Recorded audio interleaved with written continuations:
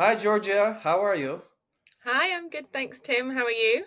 Great, great. It's nice to see you. It's been ages. I know, I've been very, very busy. You've I'm been glad we're very getting to busy. catch up We though. want to know. We want to know everything about what's going on. So let's get into it. Welcome to SmartMatchApp TV. Please introduce yourself, and let's get it rolling. Brilliant. So I'm Georgia. I run a business called Sennies. I'm a SEN specialist, and what we basically do is help families to find nannies, teachers, carers, and support them with some special educational needs training as well. And I'm CEO of SmartMatchApp, the number one matchmaking software and CRM. Georgia, please tell us a little bit about your story. How did you get into this wonderful business? Obviously, Yeah. I'm dying to find out all the nitty gritty details. So it's very niche what we do. Obviously, matchmaking for families to find child carers, but specifically in the special needs field. I myself have ADHD. I was diagnosed as an adult. And prior to this, I was supporting a number of families as their nanny and then sort of went into more specialist work. And what I would find is that they just couldn't find someone else like me. So obviously, I can't stay with every family forever. But the work that I was doing was sort of life changing for them. And I wanted to replicate this on a much larger scale. And so that's how Sennies was born, so that we could hopefully find more people like me, but also train people up. You know, if somebody's been a special educational needs SEN TA, then there's no reason that they couldn't become what we call a Sennie. So, how can we bridge that gap and make more Sennies to go out into the world and help families? I love the name of it too, Sennies. Sounds wonderful. Um, so, like many businesses out there, it comes from personal experience.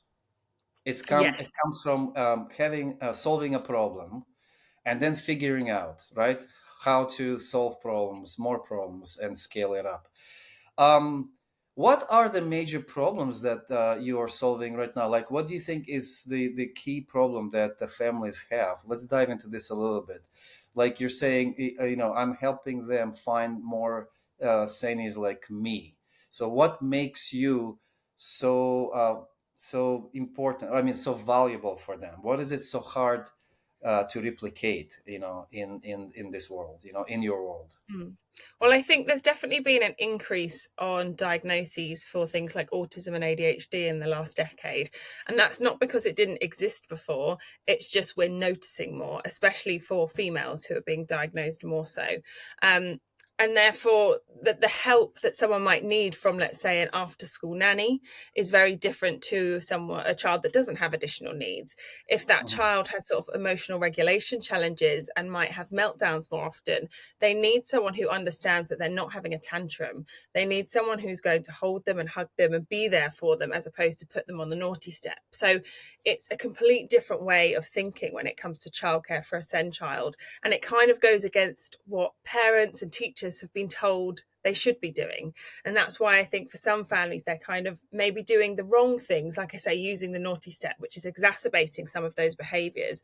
And by getting a specialist in, or a Sennie, which again, a Sennie can be a specialist or they can just be a Sen nanny, someone who understands the needs of the child, we're seeing a massive change in the family dynamic. So again, there are lots of people out there that already existed, and there were other people that we needed to retrain who were in the childcare field and understood a bit about additional needs, but we kind of honed in specifically on autism and ADHD and retrained them to be able to support those families, but more importantly, support those children.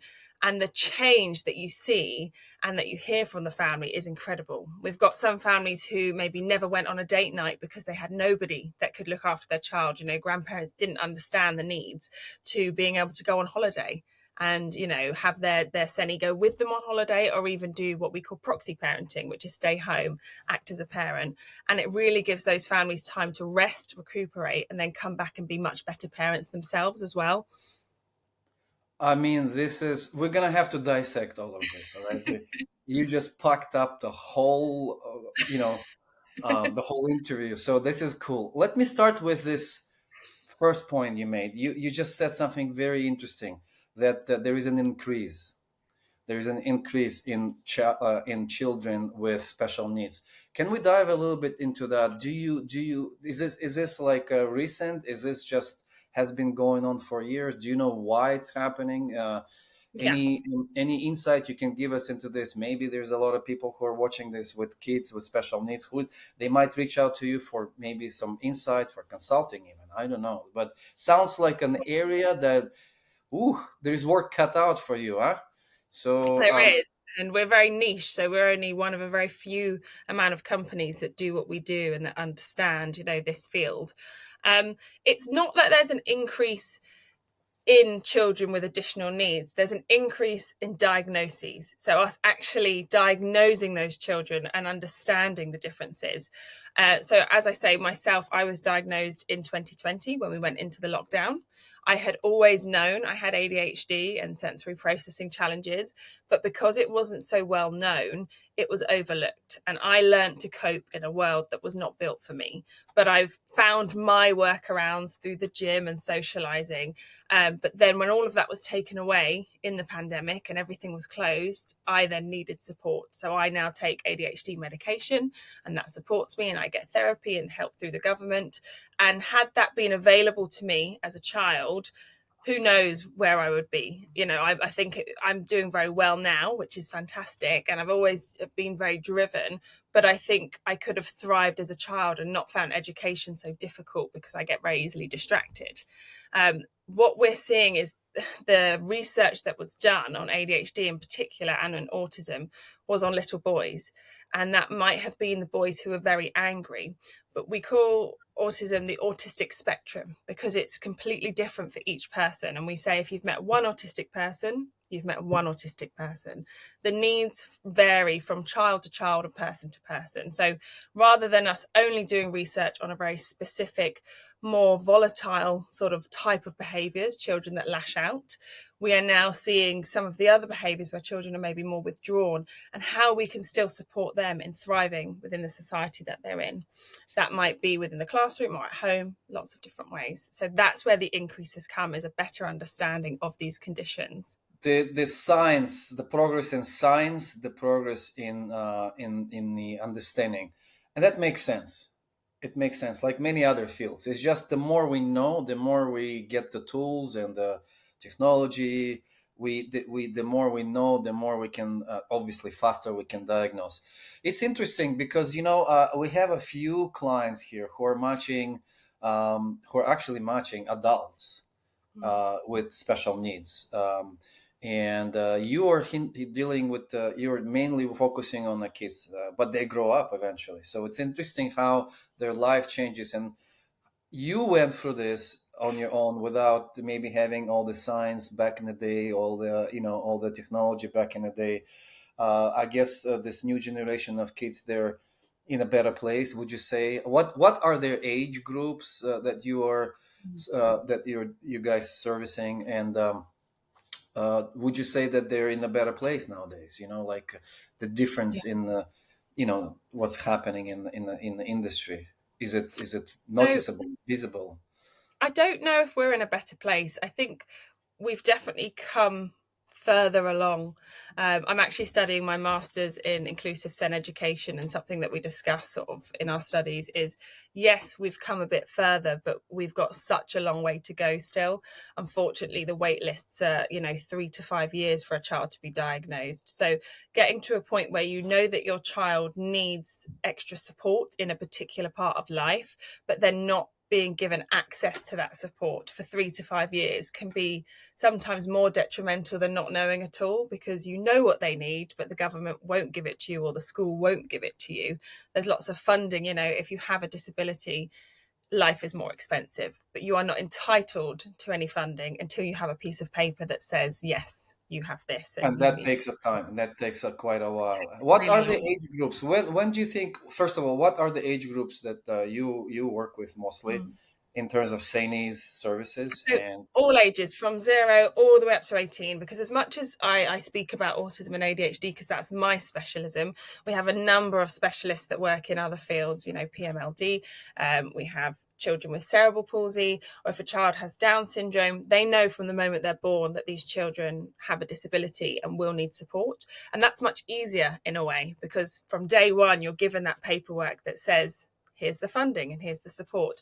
With hidden disabilities like ADHD and autism, you often have to fight to get, you know, any kind of support. So I wouldn't say it's better, but I do think for children who it's very obvious, so if a child is non-verbal, it might be slightly easier to get support. But that's not to say that a verbal child who is very good at masking and pretending that they're okay doesn't also need a high level of support, maybe in a different way. And that's also what we help families with. So if somebody comes to us and says, look, I know that my child has some form of additional needs, but I have no access to support and the school don't understand, because at school they mask all day, which means they pretend that they're okay. But then when they get home, they lash out and their emotional regulation is sort of off the chart. We then support them by doing sort of more reports at home so that that can support their argument for a diagnosis, and then get the school on side to get the right support. And can you started talking about the parent side of it, right? The how relieved they can feel when they have a qualified, experienced support from Sennies. Can you tell us a little bit about the parents' world a little bit? So, in Yeah. terms of their problems and in terms of how they cope with it, do they have the information? Mm. When you how do you even find out about you? Like it's very interesting for me to find out how, because obviously because of the again the progress, at least in diagnosis, the information should be available to them. So I'm curious about the parent side, and then we're Mm. gonna talk about maybe one or two very detailed stories from your parents, how they found you and how they, you know, what was before Sennies and what the life looks like after Sennies. Yeah, of course. So families can come to us. We don't advertise at all. This is a service that is needed, and we are not a charity, but I wish I was a millionaire and could make it a charitable service, because there's so many families that need this support and some can't access it because it is a paid service, which breaks my heart, but obviously we wouldn't be able to function otherwise. So they mostly find us through word of mouth, and that's, you know, something that we've always worked really hard on, is building a really strong relationships with any families that we work with, and then they recommend us to their friends, or, you know, they have sort of private WhatsApp communities, and then also a Google search, because as I say, we're really niche in what we do. So there are thousands of nanny agencies, and they may pretend that they know what they're talking about and that they can find you a Sen nanny, but it's completely different, and we are able to interview in a complete different way to make sure that this person isn't going to come into your home and be more detrimental than good. We also have families come with a variety of knowledge. You know, we have other families who are Sen experts like myself, but they just need help with the recruitment side. And then we have some families who say, I have absolutely no idea what I'm doing, so I need a Senny, but I also need some coaching because I need to understand my child more. And it can be really difficult. There's a condition called PDA, pathological demand avoidance.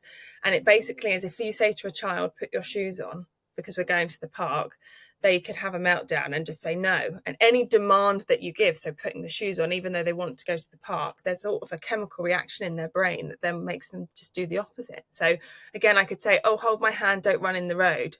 And they will have to run in the road. And that can be such a difficult thing to understand as a parent until you really understand the psychology behind it, and we can break down the conditions for them and give them more of an educational breakdown and understanding, like I say, so that they can get on board with some better phrases. And once we teach them that, everything becomes a bit easier. So it's often more than just a recruitment sort of finding a nanny. It can actually be helping them.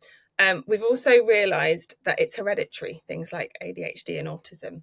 So often, if a child has a diagnosis or is close to getting one, families then realise, hold on a minute, a bit like myself as an adult, oh, I feel like that sometimes, or when they're looking into it for their child. So that it becomes this eye-opening moment of, oh, I've been masking my whole life. And it doesn't always have to be one of the parents. It can sometimes also be a grandparent that it's kind of come down from, but it is hereditary.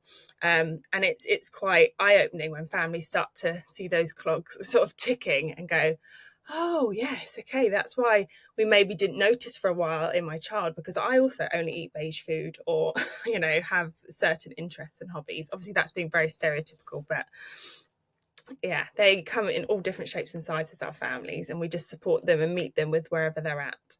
So you have expanded your services because it's not just about, hey, let's book a nanny for half an hour, sorry, half a day, or for, in an evening and get out of the house. It's more like, how can I cope with it on an ongoing basis? Exactly. It starts with the parents first and foremost. Now, there are some families, if they've got very high powered jobs, they may get what we call a rota nanny, which means they'll get two nannies in that are there 24/7. And therefore, as much as I would love to help the parents understand more, they don't need to if they are not the people looking after the children. But if they are and they've only got a part time nanny, then the work begins with the home life, because there's no point having someone come in for a couple of hours, 4 hours a day, if the rest of the day is chaos, because we're not going to be able to do the work. And also, where I have been a Sennie for many years, I wouldn't put a Sennie into a household where they're going to fail, where they're not going to be able to help. So sometimes the first step is offering specialist support, which means handing over to someone else, that I work with and that we partner with, which means it's not all about money for us. If we don't think we can support a family, or it's not the right time to get a Sennie, we will always sort of push back on that first. And what kind of specialists that you bring in to the situations, to families when it needed, just to get an idea, like the range of So the. we used to support with sort of speech and language therapy, occupational therapy, but what we found is that is better suited sort of finding someone in your area, because everybody obviously lives all over wherever. Um, what we have now is a number of people who are speech and language therapists or drama therapists, but that they offer in-home packages. So we come, we observe, we give reports on what we're seeing and how we think things could change. And then often we can do a day where we will show you. And that is sometimes the strongest part of the package, is saying, right, now you observe us. And when, rather than us just saying, right, just do this and do that, we put it into practice. And it makes a lot more sense for families to see how the language that we're using or the charts that we've created can be used, rather than just sending a family resources and saying, okay, get on with it. Because again, if one of those parents is also neurodivergent, they may not understand without that physical sort of show and tell example. Wow. And it's also location based. So you're actually also matching them not only on their problems, but it has to be local, location wise, right? Like proximity. Yes, for the nannies and the Sennies, yes, but with the specialist work, because we'll only go for a day to 5 days, depending on what the package is. That Right. means we can travel a bit further to A go and little bit support. further. Okay, gotcha. Very interesting. Actually, it's not too funny. It's a joke, but it's not funny. A lot of the symptoms that you described. I mean, I can relate to my own child. She's 8 years old, and I tell you, I tell her something, she does the opposite. Uh, you know, Yeah, tries and to. that's it. There are so many things where it doesn't necessarily mean a child has the condition, because does it affect their life in a way where they are not accessing education, where they do not have strong bonds and friendships? Otherwise, children are demand avoidant. All children at certain times in their life may mask if they're feeling uncomfortable, but what is the fallout and the after effect of that? Like I say, if you said to your daughter, can you hold my hand so we can cross the road, would she run in front of moving traffic? I hope the answer is no. And if she would, then I'd hope that we'd be having a private conversation about how we Right, can help right, you. right. Yes, yes. No, not that. But there could be like a long drama, like a crying, and it could be like a whole. I call them concerts locally here in my family. Like, okay, the concert is starting, type of thing, and it can go Yeah. on for a long time, and it could be just in the wrong time when my wife needs to get in the car, get to work. That's where it starts. Or vice versa. If I have a podcast interview, the concert can start just before the interview, and we have to deal with this. So the tools are important, I believe, also here. And yeah, we had to take parenting courses, literally. My previous marriage, I had two boys. They were a little bit, I don't know, a little bit easier, less I would say emotional. Maybe it's just the difference between the boys and the girls. It is, which is what we spoke about at the beginning, right? That there are differences between your biological genders and how your hormones work in different stages of life. And so, what one thing I always say is, if you know how to look after a child with additional needs, then you know how to look after all children. your child doesn't have to have additional needs, but using any strategies, if I was to do a workshop with you, they would work on your daughter because they're kind and compassionate and they validate a child's feelings. They are there for the child instead of making it, I'm in charge and you're down here, Right. which just doesn't work for many children. I No one think wants this to has to be like education for parenting. Period. Like you, I know it's not easy to implement, but it's like in politics, right? You should know certain things to be a politician. You should know, you should literally know information about history, history, culture, psychology, you name it. Same thing here. Like I think to be a parent, you have to be literally required. I think would be ideal if you were required to take certain parenting courses or school, finish, I don't know how long it is, what subjects you have to study, but I think a lot of parents are not ready for parenthood. And I imagine agree.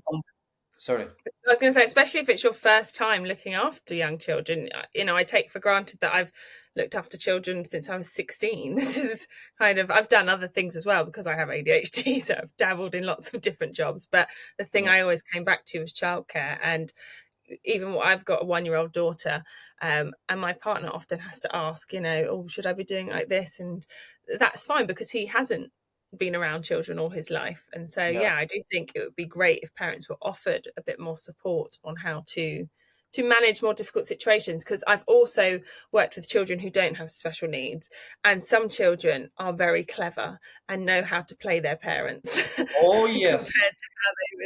compared to how they would treat a nanny or a teacher, or the head teacher is very different. And then they get out the school gates and they're throwing their bags at their mum or their dad and they're like, take this. And I think they're not like that here. And it's not because they're masking at school. They're very happy and fulfilled at school. But I think there is a dynamic with parents that children will always be meaner to you because they know you love them and you're not Of- going anywhere. yes, yes, and yeah, there's definitely lots of manipulation there, but also lots of in the sweet moments when they kind of lower the guards, they just remove all of this behaviors and just pure love. There's those moments, sweetest moments in Yeah. the in our lives when they just like, oh mom or pop, I love you. It happens to. Exactly. And it's so difficult for families, I think, if you had a child like myself where I wasn't aggressive and angry. So there were signs that I had ADHD, but also maybe I was, just seen as being manipulative or having a bad mood or hormonal. So it can be really tricky for families when they haven't got. When a child hasn't got very obvious needs, as to say, is this just developmental and hormonal, or is this something that they're going to struggle with? And I always say to families, if you're struggling or your child is struggling, that's the point to start looking into some of these techniques. Some of our families don't have a diagnosis and they don't actually think their child has ADHD or autism, but the parents, are struggling. So therefore, a Sennie still might be better for them because that person will just help, like I said before, teach them strategies that will work on all children because they validate a child's experience. What I want to talk a little bit more about is your business now, like the way you actually structure it, if you don't mind, because we have thousands of people who are on our newsletter. You never know. We have matchmakers and clients in the UK as well. So you just never know when and how is this information can spread. Um, First of all, give me a day, give me your typical day in a matchmaking, because it's a matchmaking show, right? In a matchmaking live in Sennies, like how do you match? On what kind of criteria? How do you determine which of one of your Sennies should go with this family or that family? If it's possible to give us like a framework of how you determine and match, and introduce. So when we started with SmartMatchApp, I had to work very closely with yourself, didn't I, Tim, to completely change everything within the system because we're not matchmakers in the sense of relationships. We're matching a family to a child carer.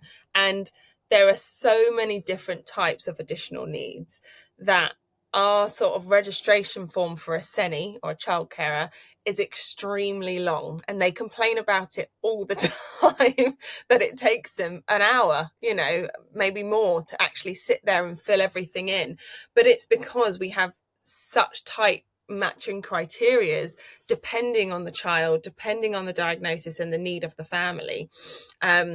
So it's very long.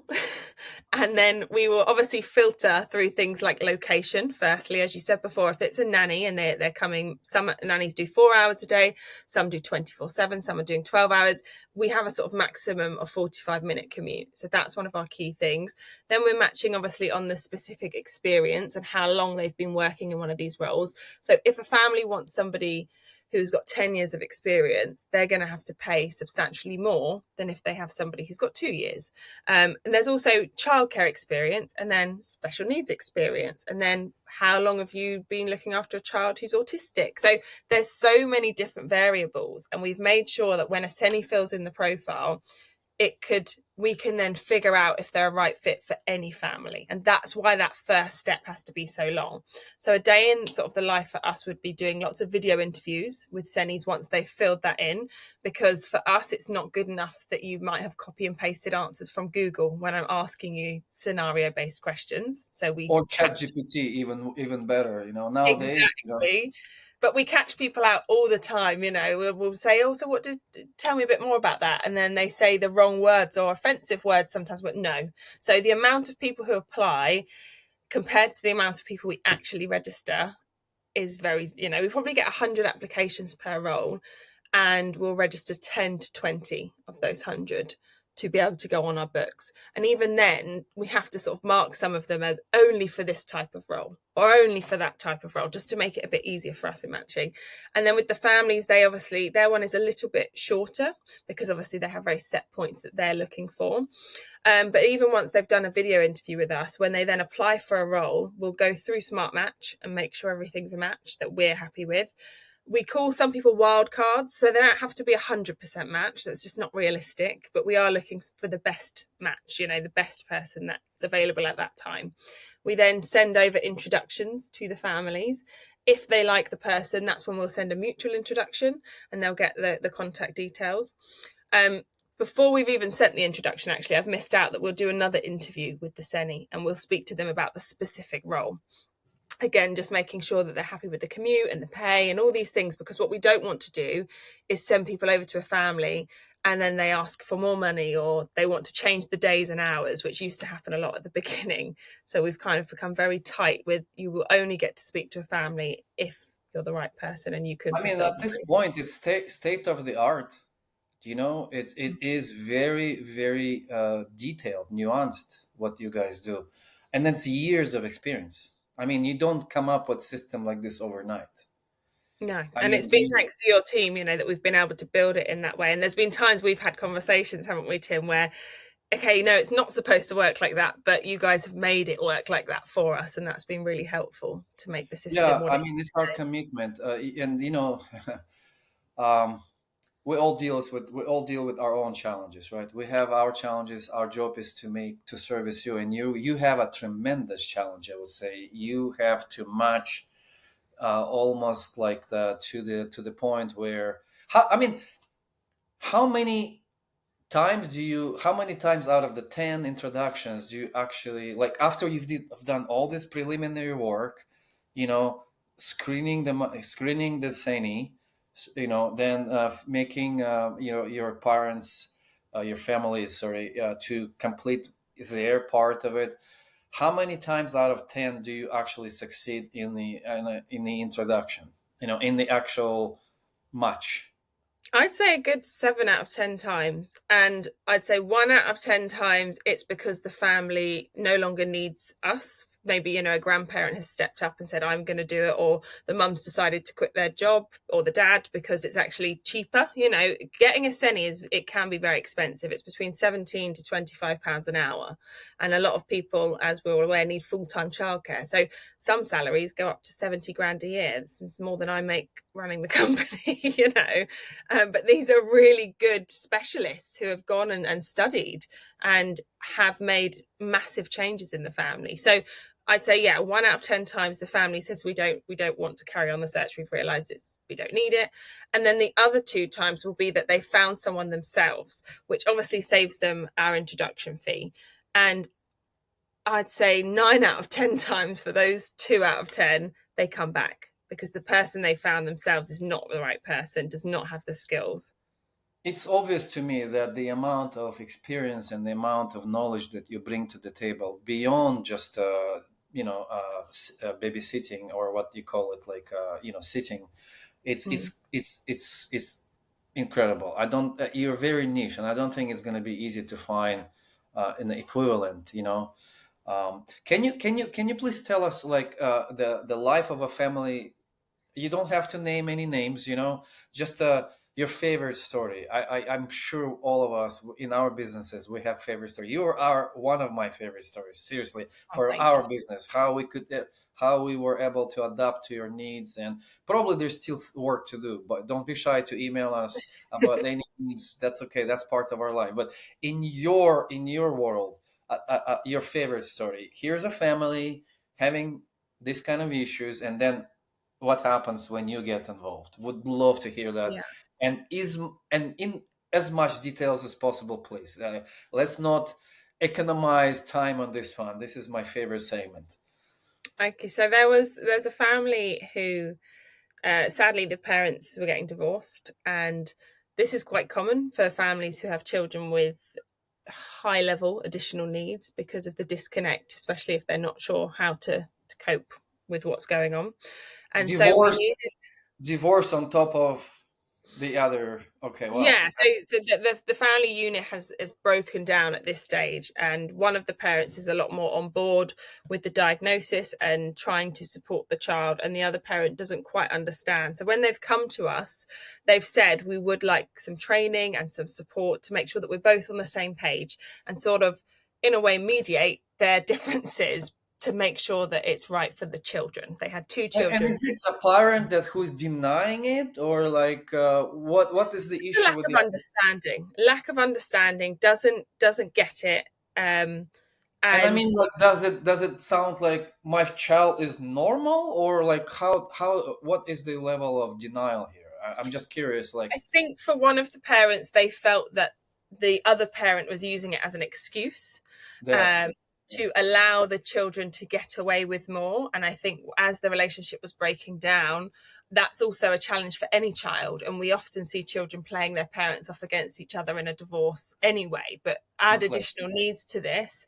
One of the children also wasn't able to access school anymore, that it got that bad for them, and the school didn't understand their needs and couldn't support their needs, so they were now being home educated.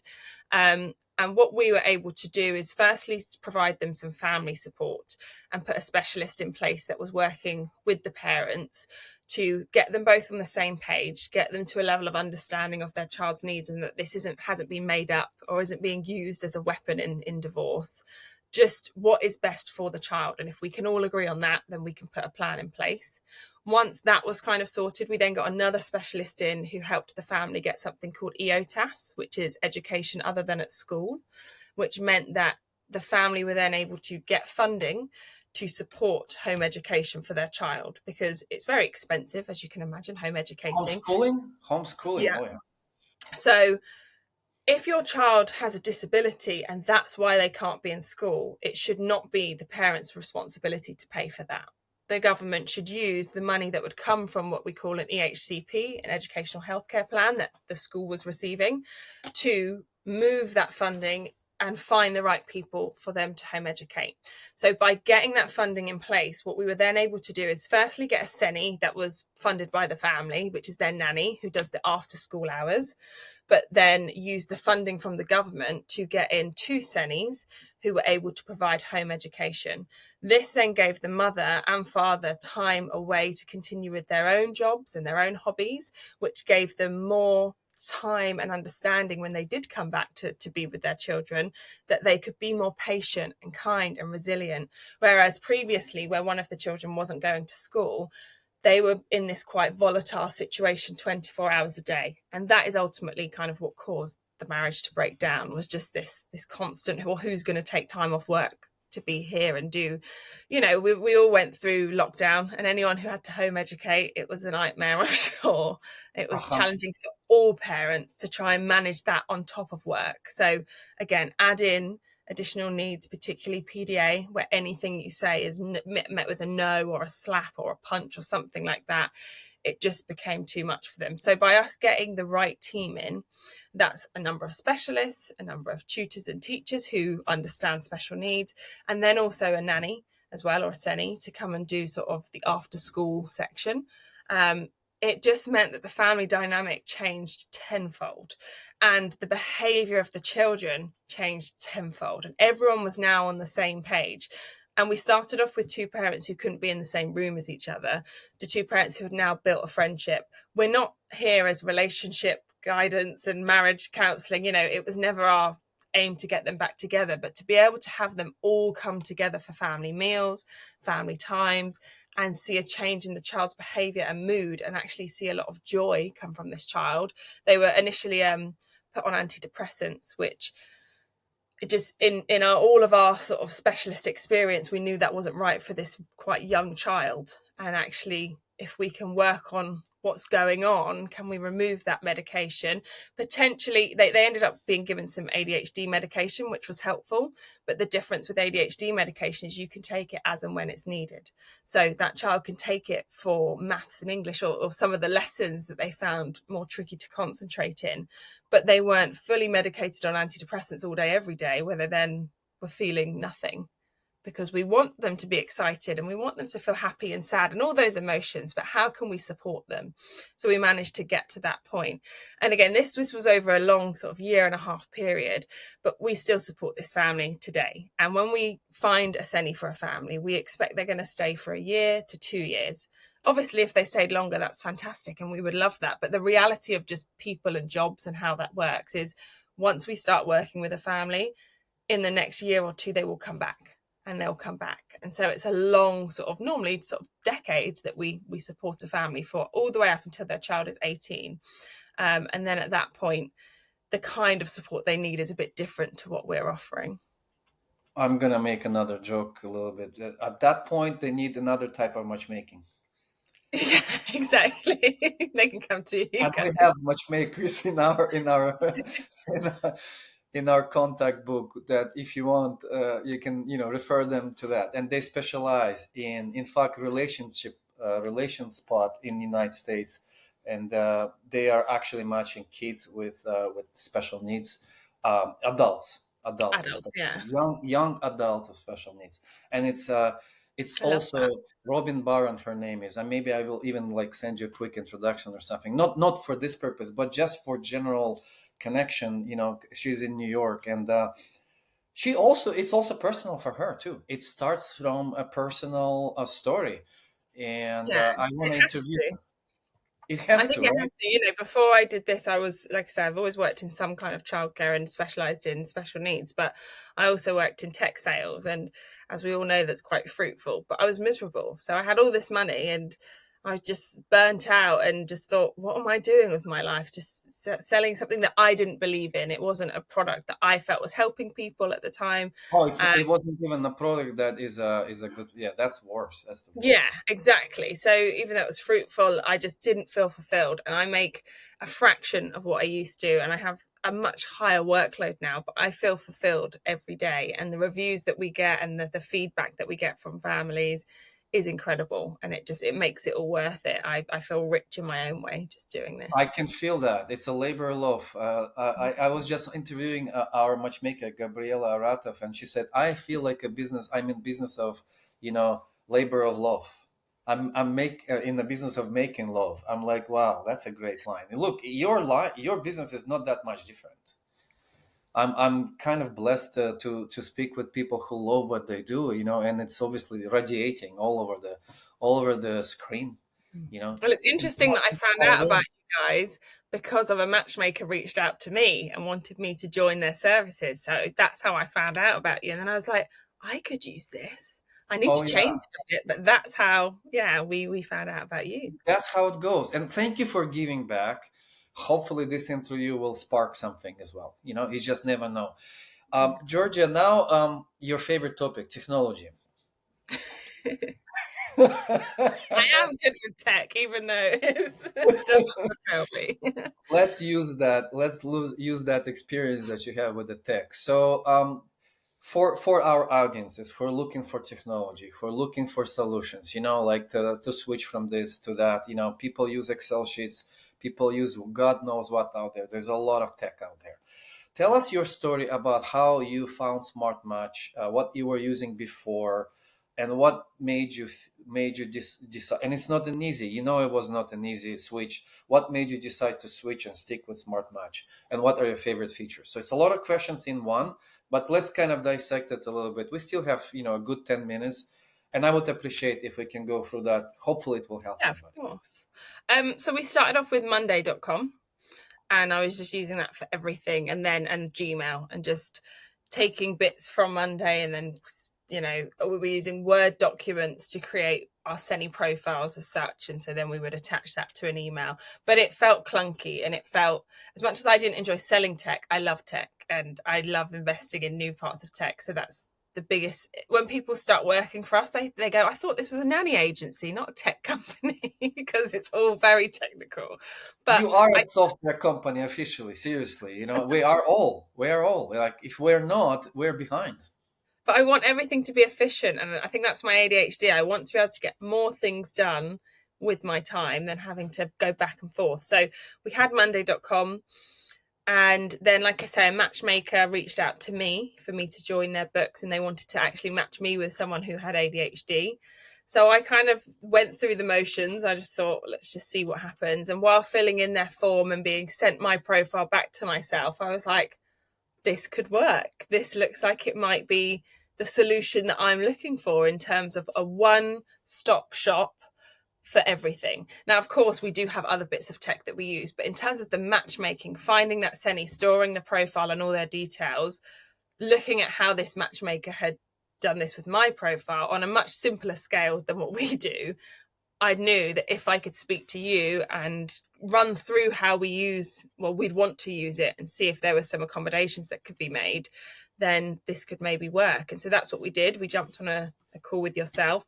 I think one thing I would say to anyone who's thinking about using your software is it is invaluable to work with your team rather than just thinking, oh, I can just do it all myself. Everything was quicker. Yes, I had to obviously pay for the support at the beginning to get us set up, but moving a lot of information over from one platform to another when it's not your forte, your team were able to do it so much quicker, and we could kind of get going a lot quicker than if I had pretended that I could do it all myself. So that was invaluable for us, is having the right people in your team to work with. We did have one hiccup. The first person that Tim put us in touch with my ADHD, it just wasn't the right person. I like to work in a very go, go, go way, and they were a bit slower than I wanted. But coming back to Tim, he changed them out straight away. And then the person he gave us, I still speak to all the time now if we have any problems, and we're just on the same page. So it's been fantastic that if there is an issue, that your team has been able to solve it really quickly for us. Yeah, it's kind of the same job challenge that you have in matching Sennies with families. You have to find the right consultant, the right person for the client to walk through the entire setup. Yeah. And yeah, it's your setup was very interesting, and we learned a lot. We learned a lot about how adapting the software, especially for what we call internally here the non-dating matchmaking cases that are absolutely growing right now in Mm. terms of like the variety of the cases. My God, the matchmaking is everywhere. Matching and matchmaking is literally in every imaginable pocket of our life you can imagine. Tell me a little bit about your favorite features, maybe like specifically, like again, a day in your life. What is it that you appreciate the most for for your matchmaking process Mm. in your business? So apologies if I use words and you're thinking, what are you talking about? Because we've obviously changed some of the titles or things that are normally used. But the introductions and the mutual introductions have been incredible to have. Um, also I think it's called interested in, or that's what we call it anyway, where we Feedback, can, feedback, yeah, interested feedback, so that we feedback. can just send something, whether that's a job description or a Senny, just to be like, what do you think? And they can literally put a thumbs up or thumbs down. That's fantastic. The fact that our Sennies can log in, make changes to their profile, but also then go through the roles that are specifically matched to them, so we're able to make sure they can only see the roles within a certain distance and sort of within over You 50% of set them. up the deal breakers, basically the deal breakers, so that the Exactly, deal same breakers are brilliant. the deal breakers, so that your family can just only see the Seni that is in their area, for example. Okay. Exactly. Just so that then they can very quickly say yes or no. They never get access to everything in the deal breaker sort of looking section, but it gives us an indication then to be able to further qualify a person, rather than us going through 5,000 Sennies, being able to filter down to the top 10 or top 20.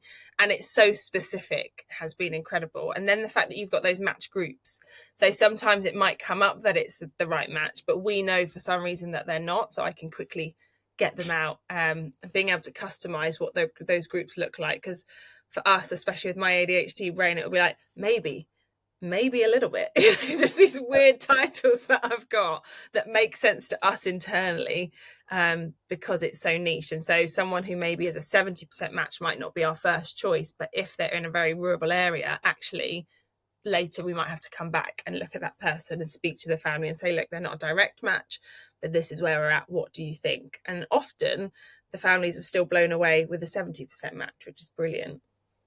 So you are basically saying that you still do a lot of personal touches, a lot of personal kind of matching, or qualifications, but the technology, smart matchup technology, is helping you just to at least set up the basics, like the remove the to implement the deal breakers and save you hours, I suppose, in terms of like, okay, not searching through your entire database, and only searching from people through that are qualified for the deal breaker you set up. For example, location. What are other types of deal breakers do you guys use? I'm just curious. Like, what are the things that help you get through the database, volume, the So database number? we always ask families what their preferences are. And also, there are some legal preferences that in a typical job search you wouldn't be able to specify, such as gender. So, if a child needs personal care because they have a physical disability, there is something within the Disability Act that says that you can request a female for a female or a male for a male. Whereas in another role, you wouldn't be able to say that. So, if it's by law, then we can filter out by male or female. Sometimes families may say, I want a male just because my child is quite aggressive and quite strong. There might be a 6 foot 13-year-old.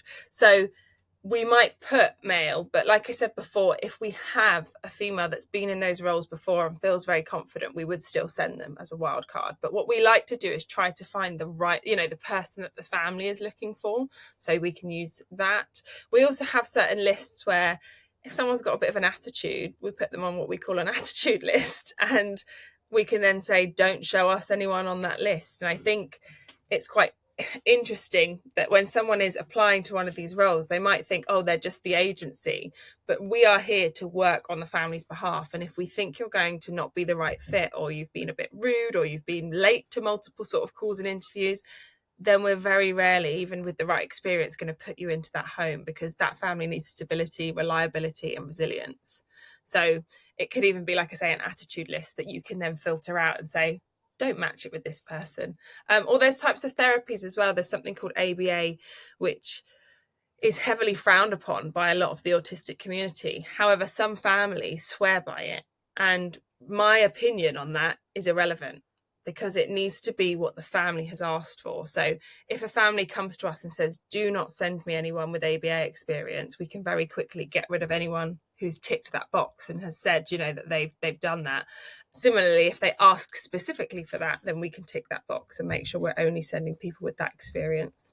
So the technology is here to help you just to quickly speed up the whole process.